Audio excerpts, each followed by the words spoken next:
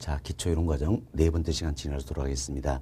예, 가지고 계신 프린트물 5페이지를 보세요. 네, 5페이지 보시면 저희들이 지난 시간에 13번 이행지다 여기까지는 설명을 드렸습니다. 이번 시간은 14번부터 말씀드리는데 14번 필지 그리고 15번 획지 한꺼번에 학습하는 게 좋은 방법이에요. 자, 설명을 좀 들어보시기 바라겠습니다. 자, 먼저 필지라는 게 있습니다. 필지인데 자, 여기 보세요. 이처럼 이제 하나의 지번이 부여된 토지가 있다라는 겁니다. 예를 들어서 뭐 24번지다 이처럼 이제 하나의 지번이 부여된 토지가 있다는 겁니다. 참 하나의 지번이 부여되어 있으니까 부여된 지번대로 등록할 수 있다는 거죠. 여튼 등록에 단위가 되는 개념이 바로 필지다 이렇게 보시면 되겠습니다. 그럼 자, 이 사례 보면 이도 어때 이제 하나의 필지가 된다 할 수 있겠죠.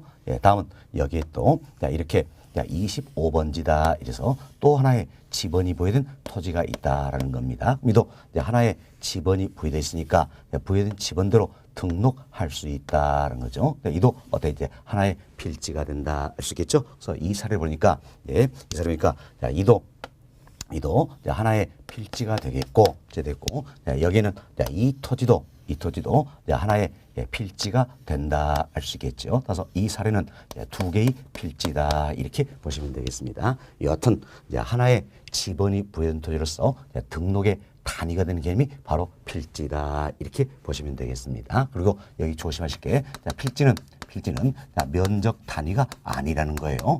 면적 단위가 아니라 뭡니까? 등록의 단위가 되는 개념이다 생각하시고, 처음 등록해 놓으면 이제 내 토지 소유권의 범위 한계를 표시한다 할 수 있겠죠. 그래서 법률적 개념이다 이렇게 보시면 되겠습니다. 자, 다음은 여기 보세요. 자, 우리가 이도 하나의 필지다 이렇게 말씀을 드렸죠. 그리고 이도 하나의 필지다 이렇게 말씀을 드렸어요. 그렇지만 여기에서 이 필지와 여기는 이 필지의 가격이 대체로 비슷하다는 이야기예요. 그럼 가격이 대체로 비슷해서 우리가 인위적으로 이렇게 묶었습니다. 이렇게 묶어놓고 이 토지를 가리켜서 뭐라 할 것인가? 바로 획지 이렇게 표현한다는 겁니다. 획지 이렇게 표현합니다. 따라서 획지는 것은 가격 수준이 유사한 일단의 토지를 말한다라는 겁니다. 그럼 자, 이 사례 보니까 이제 이게 가격이 우리가 이거 묶었죠? 이걸 가리켜서 우리가 획지 이렇게 이야기했습니다. 따라서 이 사례는 두 개의 필지가 하나의 획지가 되는 사례다 이렇게 보시면 되겠습니다. 좀 더 쉽게 우리가 이런 생각할 수 있겠는데, 자, 여기 보세요. 여기에 지금 도로가 있어요. 그럼 도로인데 이 도로를 따라서 땅값이 비슷한 부분끼리 이렇게 우리가 인적으로 묶어봤습니다. 자, 이처럼 땅값이 비슷한 지역을 이렇게 묶어놓고 이 토지를 가리켜서 우리가 자, 필지를 할까요? 획지를 할까요? 그렇죠? 획지다 이렇게 표현된다 보시면 되겠어요. 그래서 필지와 획지를 잘 구분하시면 되는데, 자, 하나의 지번이 부여된 토지에서 등록의 단위가 되는 개념이 바로 필지가 되겠고, 가격 순위 유사한 일단의 토지를 획지 이렇게 표현된다 보시면 되겠습니다. 자, 이렇게 해서 필지, 획지 용어 정리를 잘 해주시기 바라겠습니다. 자, 이도 우리 시험 출제빈도 굉장히 높은 부분이에요. 자, 그럼 이제 지문 한번 보시도록 하겠습니다. 자, 프린트물 14번 한번 봅시다. 14번 보시면 필지입니다. 자, 공간 정보의 구축 및 관련된 법률사항 이렇게 되어 있죠. 그래서 필지에 관련된 법적 근거는 공간 정보의 구축 및 관련된 법률이에요. 물론 약칭으로 우리가 공간정보법이다 이렇게 표현하는데, 어떤 이제 공간 정보의 구축 및 관련된 법률상 정의로 하나의 지번이 붙는 토지의 등록 단위를 말한다. 그래서 필지는 면적 단위가 아니라 그랬죠. 바로 등록의 단위가 되는 개념이다 이렇게 보시면 되겠어요. 따라서 필지는 토지 소유에 미치는 범위와 한계를 표시하는 법률적 개념이다 할 수 있겠죠. 다음 15번 봅시다. 15번은 획지에 대한 설명이죠. 자, 인위적, 자연적, 행정적 조건에 따라 다른 토지와 구별되는 것으로 가격 수준이 비싼 일단의 토지를 획지 이렇게 표현하는 거지요. 여튼 여러분들께서는 자, 하나의 지번이 부여된 토지에서 등록의 단위가 되는 개념은 뭡니까? 필지. 그리고 가격 수준이 유사한 일단 토지는 뭡니까? 획지다. 이렇게 해서 용어 정리 잘 해주시면 되겠습니다. 다음은 이제 16번입니다. 16번은 자, 우리가 자, 이런 생각을 한번 해봅시다. 여기 보세요. 여기에 이제 도로가 있습니다. 도로가 있고 또 여기에도 이렇게 도로가 있습니다. 도로인데, 자, 이 땅은 이제 A 소유의 땅이 되겠고요. 자, 이 땅은 자, B 소유의 땅이 되겠습니다. 그리고 여기는 자, C 소유의 땅이고요. 다음은 이분은 D 소유, 이분은 E 소유의 땅이다라는 겁니다. 이때 여기 있는 D 소유의 이 땅을 한번 봅시다. D 소유의 이 땅을 보자는 이야기야. 이 땅을 보면 D 소유의 이 땅을 보면 어때요? 남의 땅에 둘러싸여 있죠? 둘러싸여 있어서 도로에 접수된 면이 있어요, 없어요? 없다라는 이야기예요. 이처럼 타인의 토지에 둘러싸여 있어서 도로에 접수된 어떤 면도 갖지 못하는 이 토지가 있더라라는 겁니다. 이 토지를 가리켜서 우리가 뭐라 합니까? 맹지 이렇게 표현한다는 겁니다. 눈머리 따라서 맹지 이렇게 표현한다는 거죠. 이처럼 맹지는 자, 타인의 토지에 둘러싸여서 도로에 접수된 어떤 면도 갖지 못하기 때문에 원칙적으로 건축법상 건축물을 세울 수가 없다라는 이야기예요. 그래서 시장에서 거래가 잘 될까 안 될까? 거의 안 되겠죠. 그래서 가격 수준도 아주 낮게 형성되어 있다. 이렇게 생각하시면 되겠습니다. 여튼 이분도 용어만 잘 정리해 주시면 되겠습니다. 자, 여러분 프린트를 한번 보세요. 16번입니다. 타인의 토지에 둘러싸여 도로에 어떠한 접속면도 갖지 못한 토지를 뭐라 합니까? 맹지란다. 그래서 용어 정리만 잘 해주시면 되겠습니다. 다음 17번입니다. 17번 보시면 낮이다 소개어도인데 낮이할 때 낮자는요 한문으로 표시하면 벗을 낮자예요. 그럼 땅이 홀라당 벗어버렸다 이런 의미죠. 땅이 홀라당 벗어버렸다는 얘기는 땅 위에 뭔가 있다 없다 없다라는 이야기야. 아무것도 없다 깨끗하다라는 겁니다. 이 같은 토지를 우리가 어때 낮이 이렇게 표현한다라고 보시면 되겠습니다. 자, 다음 여기 보세요. 자, 이처럼 낮이를 할 자도 법정 지목이 있습니다. 자, 법정 지목이라는 게 있는데, 자, 먼저 지목부터 간단하게 이야기 드립니다. 자, 지목은요, 우리 사람이도 이름 뜻이 토지도 필지마다 용되면 이름을 붙여주겠다라는 겁니다. 이때 자, 토지마다 용되면 이름을 붙여준다 했죠? 이 이름을 우리가 때 지목이다 이렇게 이야기합니다. 그래서 여러분이 그동안에 전, 답, 과수원 이런 명칭을 들어보셨을 거예요. 이게 모두가 어때 지목이다 이렇게 생각하시면 되겠습니다. 자, 그럼 관련된 법적 근거는 역시 공간정보의 구축 및 관리된 법률이다 이렇게 보시면 됐어요. 약칭 우리가 공간정보법 이야기했죠. 지금 공간정보법 이야기한다면 28개의 지목이 있습니다. 그럼 28개 지목은 법에서 정해놓았다 이런 의미에서 이 28개의 지목을 가리켜서 우리가 법정 지목이다. 법에서 정해놓은 지목이다 이렇게 보시면 되겠습니다. 법정 지목이다. 자, 그럼 보세요. 낮이랄 때도 법정 지목이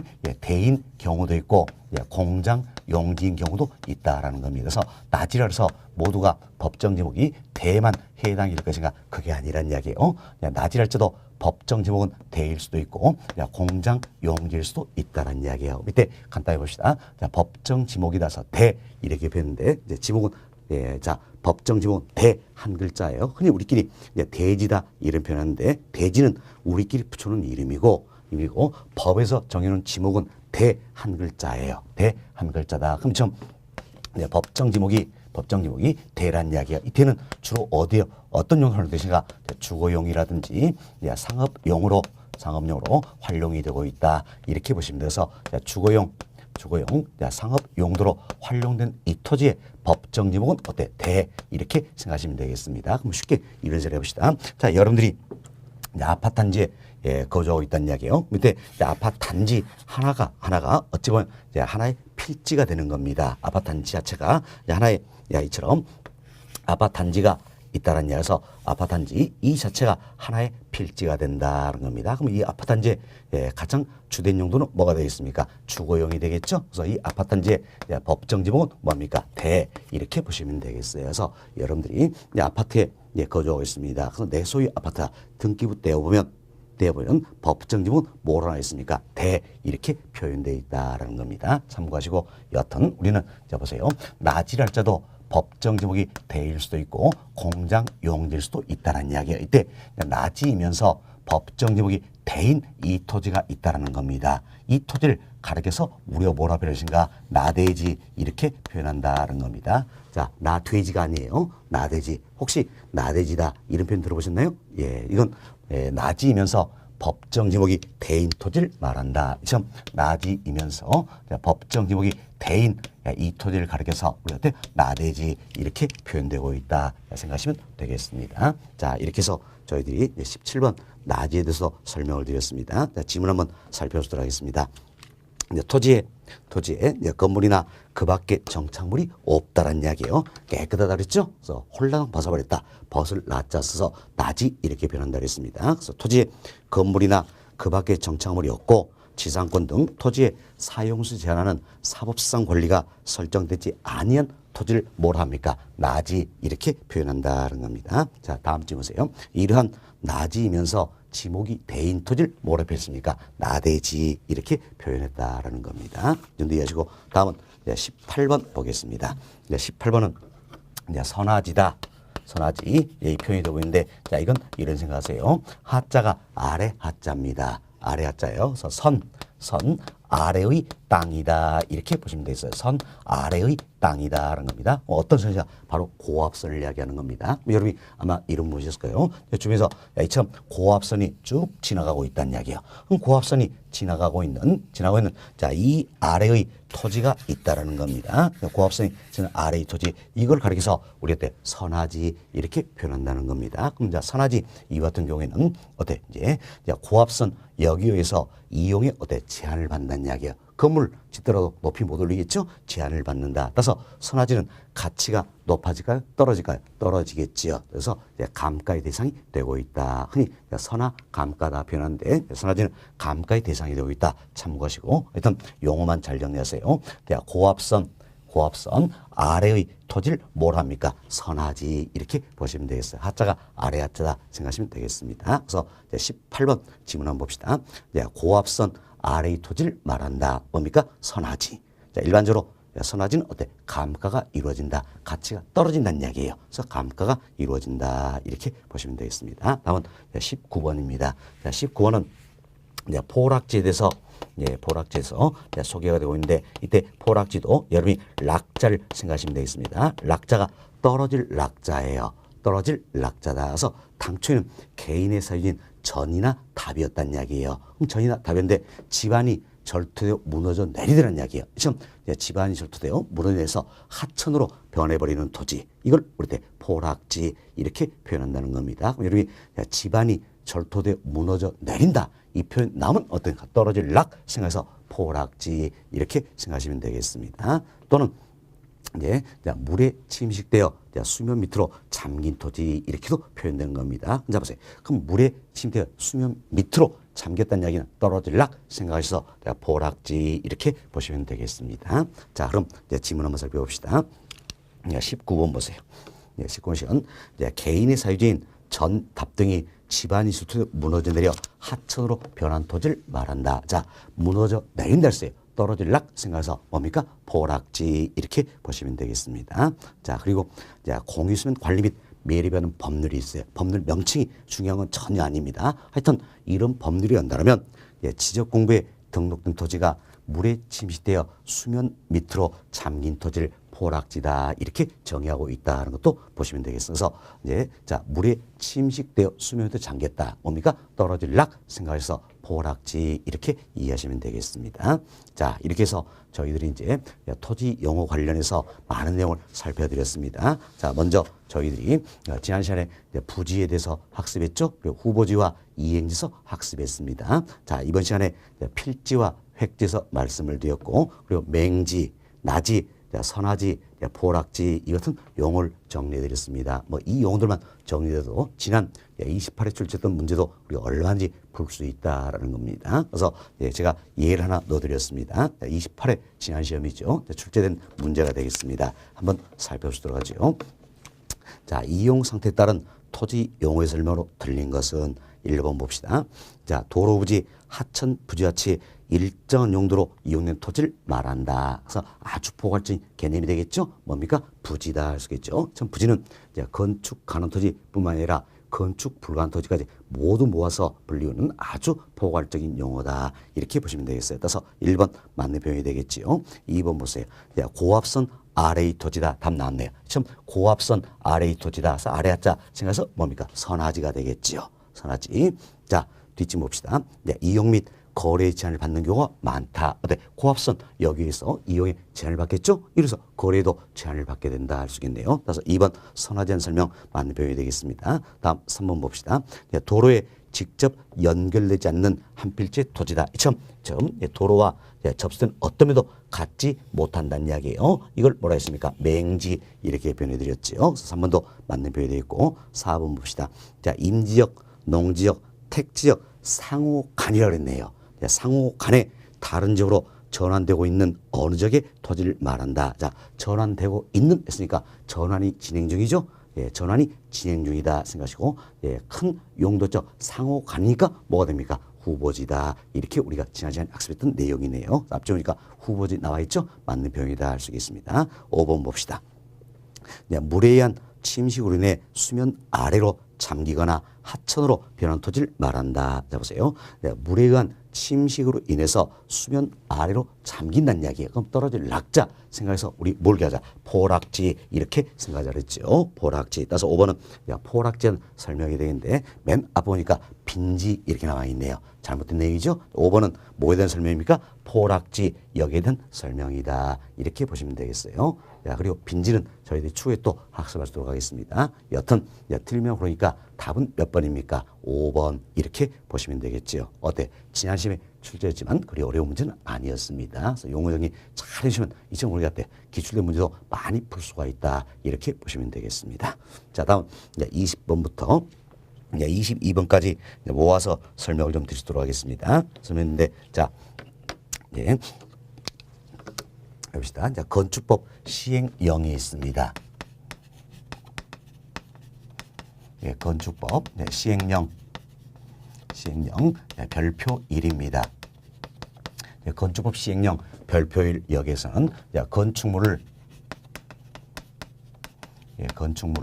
용도에 따라서 구분하고 있다는 겁니다. 모두 29개의 용도로 구분하고 있습니다. 자, 지금 우리는 어느 법을 이야기하는 겁니까? 건축법 시행령을 이야기하는 겁니다. 처음 건축법 시행령 별표 1 여긴다면 건축물 용도에 따라서 분류하고 있는데 모두 29가지로 분류하고 있다. 이렇게 보시면 되겠습니다. 자, 이 29가지 용도 중에서 주택 관련된 부분은 딱 두 가지입니다. 두 가지인데 하나가 단독주택이라는 게 있고요. 단독택. 자, 또 하나가 공동주택이다라는 게 있습니다. 공동주택. 자, 처음 주택은 두 가지로 분류되고 있다는 겁니다. 자, 저희들이 지금 건축법 시행령 여기에 따라서 설명을 드리는 겁니다. 흔히 여러분들이 또 주택법이다 이런 법이 있어요. 이 법에서 주택을 정의하고 있는데 약간의 내용의 차이가 있습니다. 그래서 어느 법을 따라가느냐 이거 상당히 중요한 부분이에요. 하지만 우리 학개론 이 과목에서는 건축법 시행령 이게 더 중시된다 생각하시고 여튼 건축법 시행령 여긴다면 주택은 크게 단독주택과 공동택 두 가지가 있다 생각하시고 이때 단독주택을 다시 단독주택과 다중주택 그리고 다가구 주택 공관 이렇게 분류하고 있고요. 자, 공동택도 다시 아파트, 연립주택, 다세대 주택 그리고 기숙사 이렇게 분류하고 있다는 겁니다. 그래서 여러분들께서 먼저 단독택 종류와 공동택 종류 여기서부터 이해가 좀 되셔야 되는 겁니다. 대신에 우리는 공동택 종류를 외워버리자는 이야기예요. 외워버리자. 그래서 공동택은 뭐가 있습니까? 아파트, 연립주택, 다세대주택, 기숙사가 있다는 겁니다. 그래서 이걸 우리는 이렇게 외울 수 있도록 하겠습니다. 첫 글자 따가지고 다세기 이렇게 외울 수 있도록 하겠습니다. 아연 다세기다. 과거에 제가 아연 닭이 이렇게 외우라고 그랬어요. 그럼 주로 외워놨어요. 외웠는데 다가 뭡니까? 다세대인지 다가구인지 다중인지 또 구분이 안 되더라는 이야기예요. 그래서 우리는 이제 아연 다세기 이렇게 첫 글자 서 기억을 하자는 겁니다. 보세요.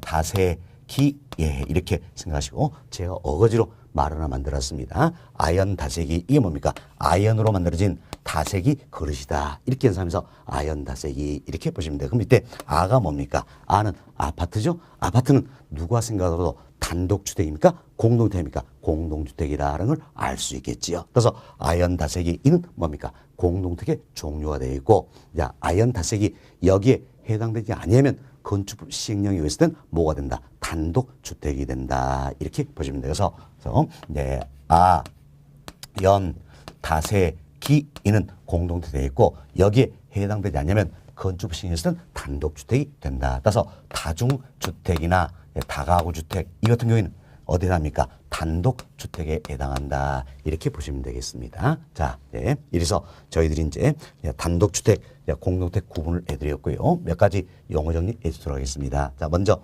공동주택입니다. 공동주택인데 여기는 아파트와 연립 다세대를 구분한 기준이 있다라는 겁니다. 아파트와 연립 다세대는 어떻게 보는 것인가? 주택수는 층수입니다. 그래서 주택수는 층수가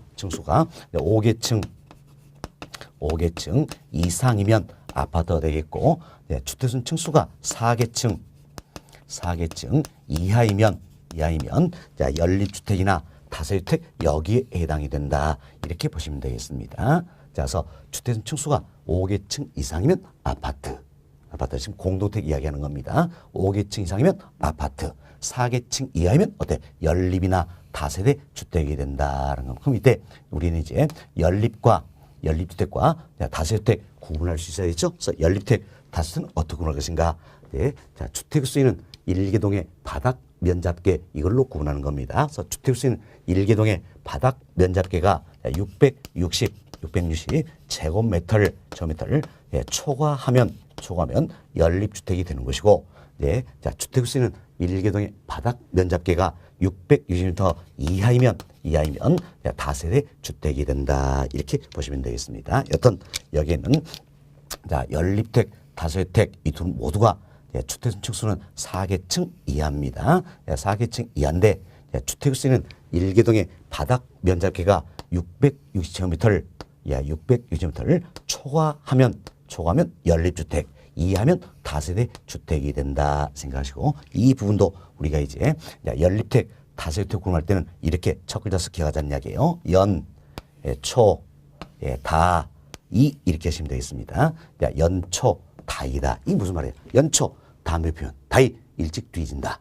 이 생각하시면서 연초, 다이 이렇게 구분하시면 절대 잊지는 않을 겁니다. 그래서 연립주택은 어때? 660m 초과.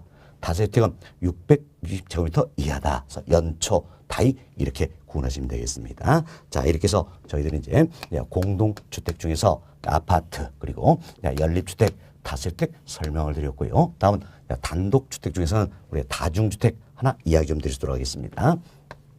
다중주택이다라는 게 있습니다. 그럼 다중주택은 뭘 것인가? 다중주택이라는 것은 학생이나 직장인 등 여러 사람이 장기간 거주할 수 있는 구조로 되어 있어야 됩니다. 또한 독립된 주거 형태를 갖추지 않아야 된다는 이야기예요. 그리고 주택수는 층수가 3계층 이하가 돼야 됩니다. 그리고 주택수는 1계동의 바닥 면적계가 330제곱미터 이하가 돼야 한다. 이 요건을 모두 갖췄을 때 우리는 어때? 다중주택이다. 이렇게 표현한다라고 보시면 되겠습니다. 자, 이렇게 해서 저희들이 이제 공동주택 중에서는 아파트, 연립주택, 다세주택 용어 설명드렸고, 단독주택 중에서는 다중주택에서 말씀을 드렸습니다. 자, 이 내용이 여러분 프린트물 20번부터 소개된 내용이 되겠어요. 자, 20번 한번 봅시다. 20번 다중주택입니다. 여기서 말씀드린 내용이죠. 다중주택이 되기 위해서는 몇 가지 조건을 모두 갖춰야 한다 그랬죠. 그래서 동그라미 1번 보세요. 학생 또는 직장인 등 여러 사람이 어때? 장기간 거주할 수 있는 구조로 되어 있어야 된다. 동그라미 2번 독립된 주거 형태를 갖추지 아니하여야 된다는 겁니다. 그래서 3번 1계동의 주택수인 바닥 면적계가 330제곱미터 어때? 이하가 돼야 된다는 겁니다. 이해야 된다.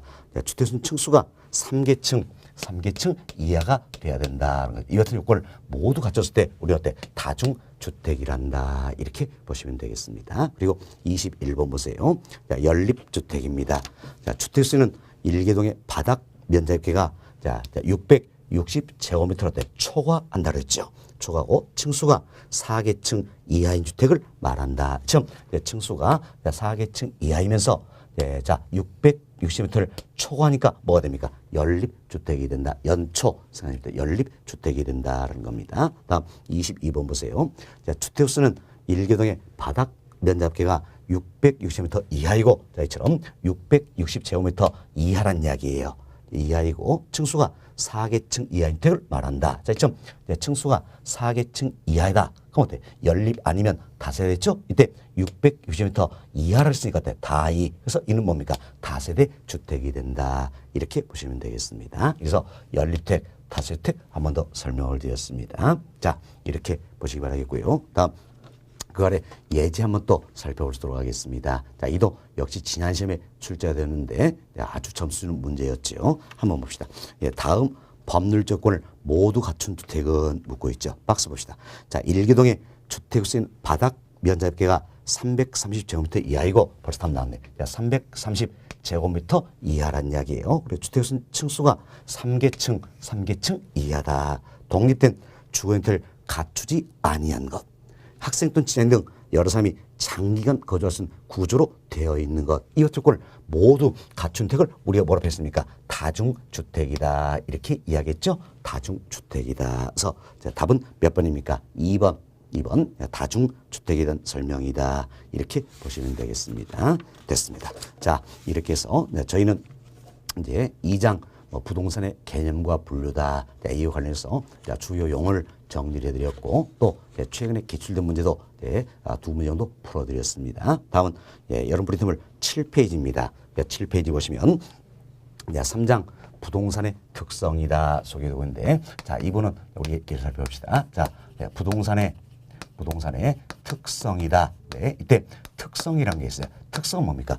특별한 성질이다. 이런 의미요. 특별한 성질이다. 그래서 부동산은 자, 일반재와 다른 특별한 성질을 지니고 있다. 이렇게 보시면 흔히 우리가 이제 자, 일반재화다. 자, 이런 표현을 많이 씁니다. 일반재화다. 이런 표현을 많이 쓰는데 뭐 쉽게 일반재화다. 있었다면 쉽게 뭐 사과 이거 생각하셔도 되는 겁니다. 또는 뭐 예를 가지고 볼펜 생각하셔도 되겠어요. 대표 우리 사과 생각하시면 되겠어요. 그럼 사과 이처럼 일반적 다른 여러 가지 특별한 성질이 있다는 겁니다. 이걸 부동산의 특성이다. 이렇게 표현하고 이 같은 부동산 특성을 설명하는 견해도 학자에 따라서 아주 다양하다는 겁니다. 학자에 따라서 아주 다양한데 그중에 가장 대표되는 견해가 바로 토지의 특성과 건물의 특성이다. 이래서 살펴보는 견해가 아주 대표되는 견해다 보시면 되겠어요. 밑에 토지의 특성이라는 게 있습니다. 그럼 토지 특성은 이래서 하세요. 토지는 이처럼 일반적과 다른 특별한 성질을 지니고 있다는 겁니다. 뭐 때문일까요? 자, 보세요. 토지는 자연물입니까? 인간의 창조물입니까? 우리 배웠죠. 자연물이라는 태초에 자연이 우리에게 제공한 것이다. 그래서 토지는 자연물이라는 이야기예요. 그럼 이처럼 자연물인 토지는 자, 일반 재화와 다른 특별한 성질을 지니고 있다. 이게 토지의 특성이다. 이렇게 보시면 되겠습니다. 다음은 건물의 특성이에요. 자, 건물은 자 보세요. 자연물입니까? 인간의 창조물입니까? 그렇죠. 건물은 인간의 창조물이다 할 수 있겠죠. 그럼 인간의 창조물인 건물은 토지와 또 다른 특별한 성질이 있다는 이야기예요. 우리가 이제 건물의 특성이다 이렇게 이야기하는 겁니다. 자, 참 부동산 특성을 우리가 토지의 특성과 건물에서 나누어 살펴드렸습니다. 이 중에서도 우리 시험에 중요한 건 토지의 특성이다 이렇게 보시면 되겠어요. 그래서 토지의 특성도요. 다시 두 가지로 분류해서 설명하고 있다는 겁니다. 먼저 토지의 자연적 특성이라는 게 있습니다.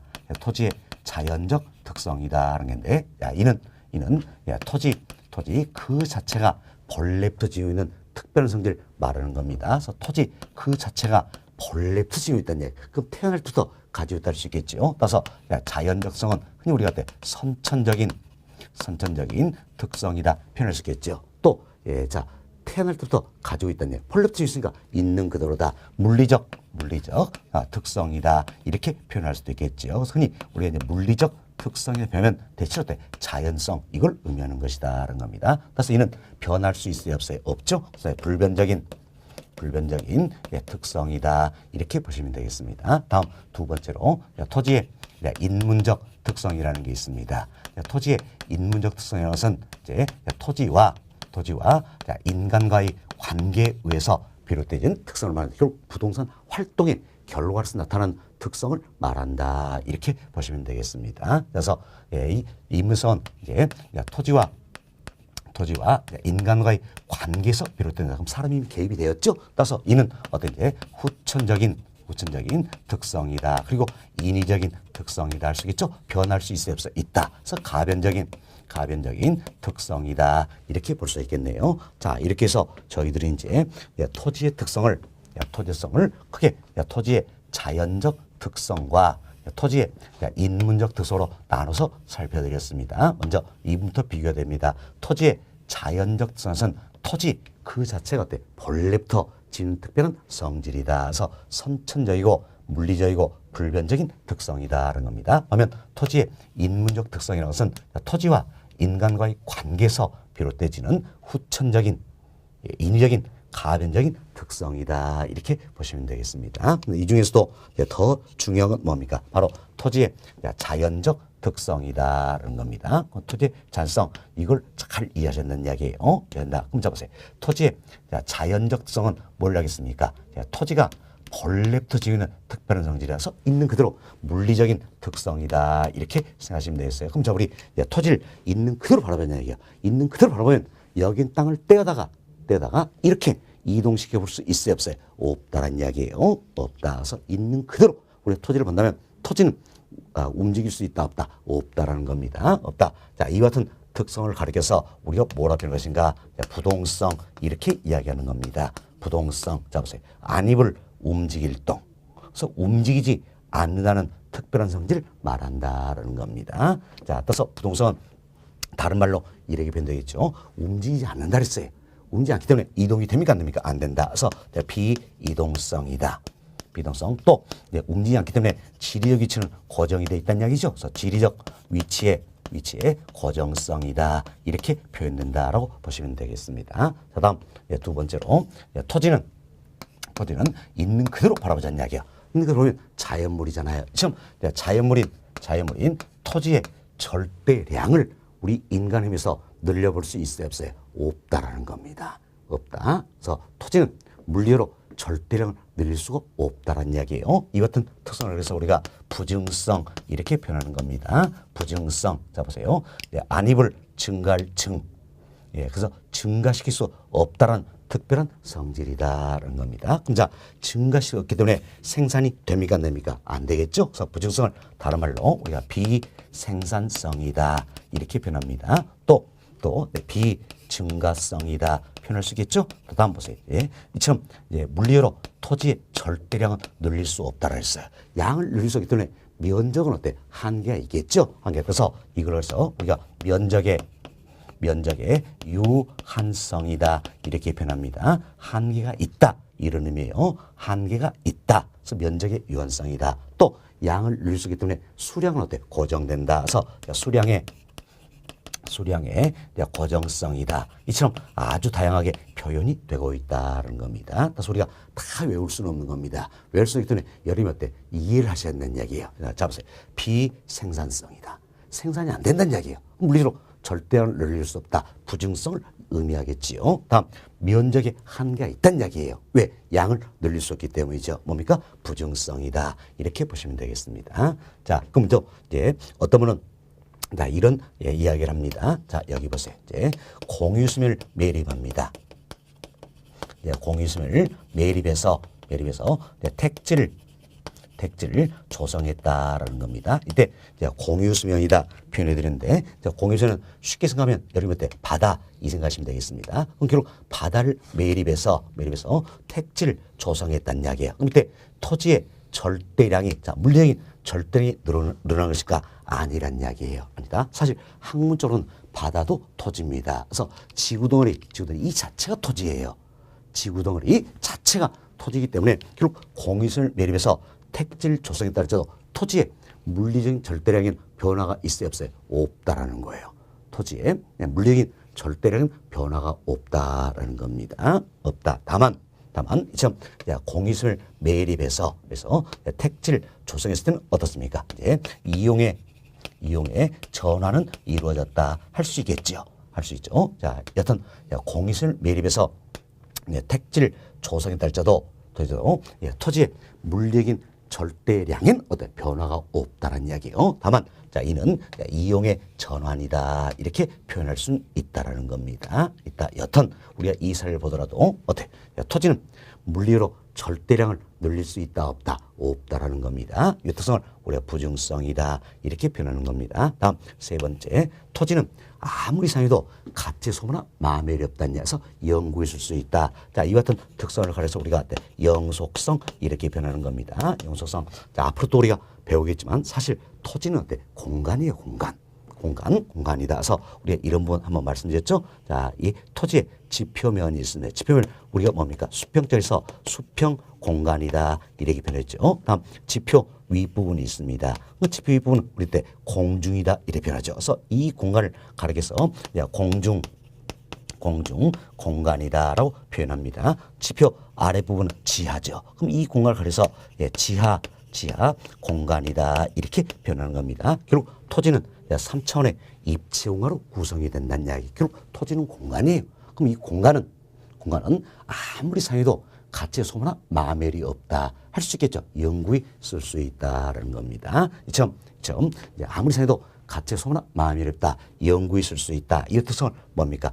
이 특성을 우리가 영속성이다 이렇게 표현하는 겁니다. 그럼 잡으세요. 자, 영속성은 아무리 상해도 가치의 소모나 마멸이 없다 그랬어요. 그럼 소모가 됩니까? 안 됩니까? 안 되죠. 따라서 다른 말로 비소모성이다 표현할 수 있겠죠. 또한 변치 않는다서 불변성 결코 파괴되지 않는다 이러면서 불괴성 또 오래 쓸 수 있다 해서 내구성처럼 다양하게 표현되고 있다 생각하시면 되겠습니다. 됐습니다. 자, 아무리 생각해도 가치의 소나 마멸이 없다. 이 특성을 뭐라 했습니까? 영속성. 자, 다음 토지를 또 우리가 있는 그대로 물리학점에서 바라보자는 이야기야. 있는 그대로 바라본다면 여기엔 땅과 바로 인접된 땅이라 할지라도 자, 지형, 지질, 지세 이것들을 고려한다면 똑같은 땅은 있을까 없을까요? 없겠지요. 결국 복수의 동일한 토지는 있을 수 없다라는 이야기예요. 결국 모두가 다 다르다 할 수 있겠지요. 이 같은 특성을 가리켜서 우리가 개별성 이렇게 이야기하는 겁니다. 모두가 다르다. 개별성. 따라서 모두가 다 다르기 때문에 물리적 측면에서는 대체가 됩니까? 안 됩니까? 안 되겠지요. 다른 말로 비대체성이다. 표현을 쓰겠죠. 또 모두가 다르기 때문에 비동질성 또한 이질성처럼 다양하게 표현이 되고 있다. 이렇게 보시면 되겠습니다. 여튼 토지를 있는 그대로 보자. 물리학적으로 바라봤을 때는 복수의 동일한 토지는 있을 수가 없다. 모두가 다르다. 이 특성을 개별성 이렇게 표현하고 있는 거지요. 다음 다섯 번째, 토지를 있는 그대로 보자는 이야기예요. 그럼 여긴 토지가 있죠. 우리 인근에 또 토지가 있다는 이야기예요. 토지가 있다.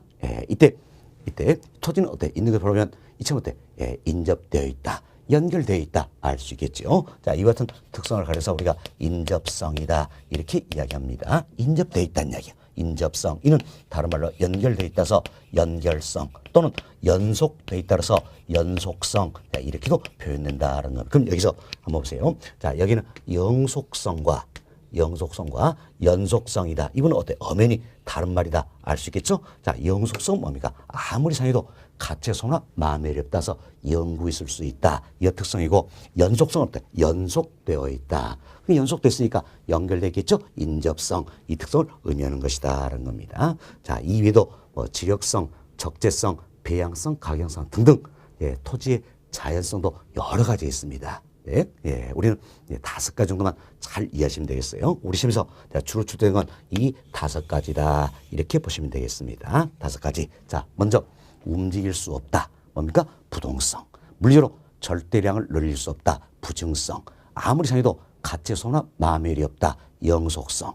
모두가 다르다. 개별성.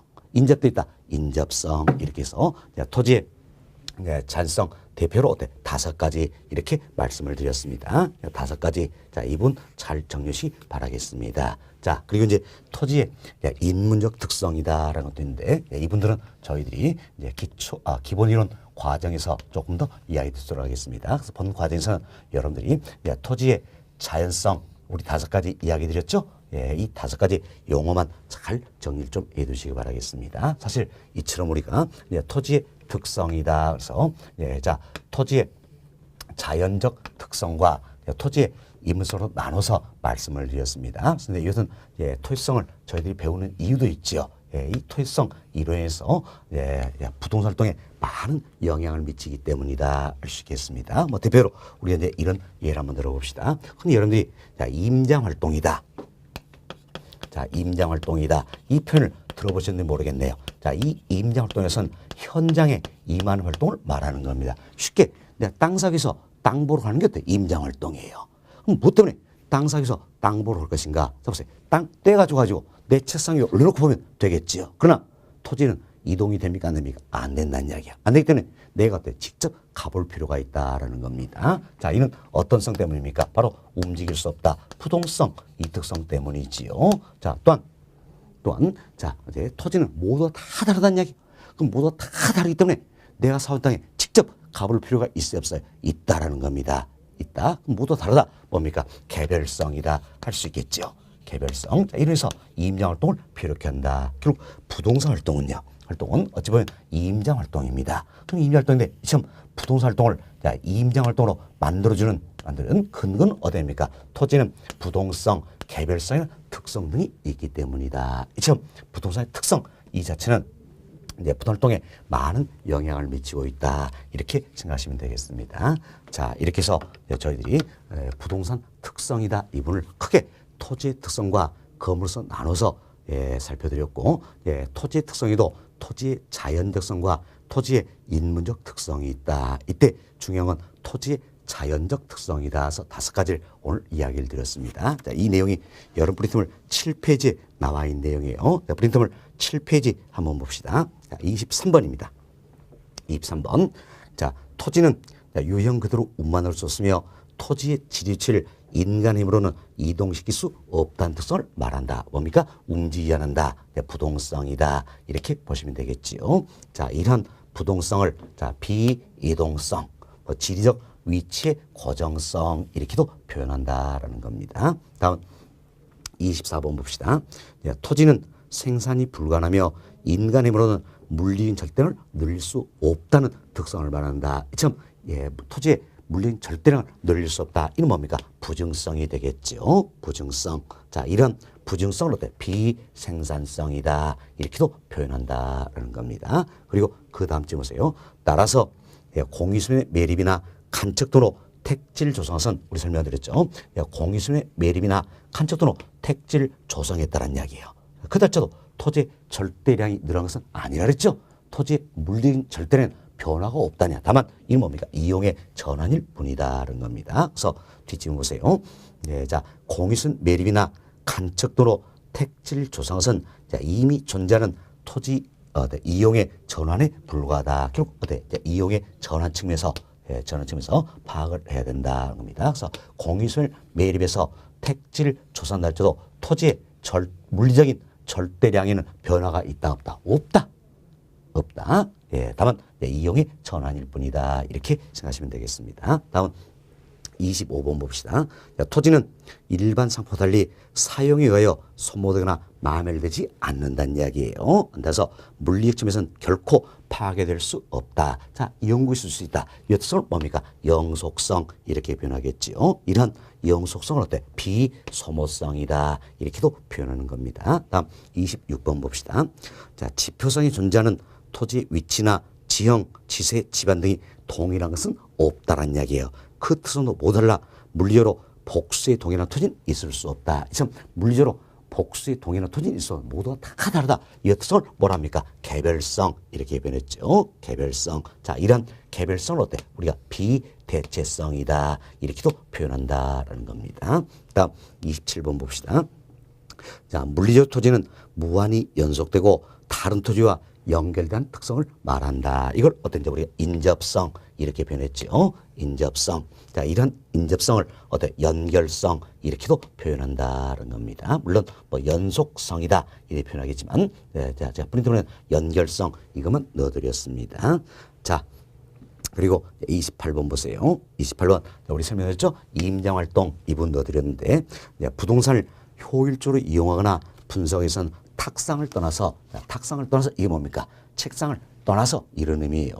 예, 자, 대상우산 또는 그 인근 지역 유사장에서 조사 확인 등을 해야 한다. 이처럼 현장에 직접 가보는 부동산 활동을 뭘 합니까? 임장 활동이다. 이렇게 이야기하는 거죠. 임장 활동에 대해서 임장 활동은 현장에 임하는 활동이다. 이 생각하시면 되겠어요. 그래서 예, 자, 부동성, 개별성의 특성은 부동산 활동을 임장 활동으로 만든다. 우리 설명됐죠? 예, 부동성, 개별성 이 같은 특성에서 결국 부동산 활동은 뭐가 되는 겁니까? 임장 활동이 된다. 이렇게 보시면 되겠습니다. 그래서 이제 여러분 프린트물 이제 7페이지에 23번부터 28번까지 다 말씀드렸습니다. 여튼 토지의 잔성 대표로 5가지가 있다. 뭐가 있었습니까? 움직일 수 없다. 부동성. 물리로 절대량을 늘릴 수 없다. 부증성. 아무리 생각해도 가치의 소모나 마음이 어렵다. 영구 있을 수 있다. 영속성. 모두가 다르다. 개별성. 인접돼 있다. 인접성. 5가지 용어 정도만 어때 본관에서는 잘 정리를 좀 해두시기 바라겠습니다. 자, 이렇게 해서 3장도 마쳐드렸네요. 여기까지가 우리 교재 1편 총론 파트가 되겠습니다. 총론 파트 관련해서 주요한 용어들 여러분께 설명을 좀 드렸습니다. 이번 시간은 여기서 마무리하고요. 다음 시간부터는 저희 교재 2편입니다. 강론 관련해서 또 용어 설명 좀 더 드리도록 하겠습니다.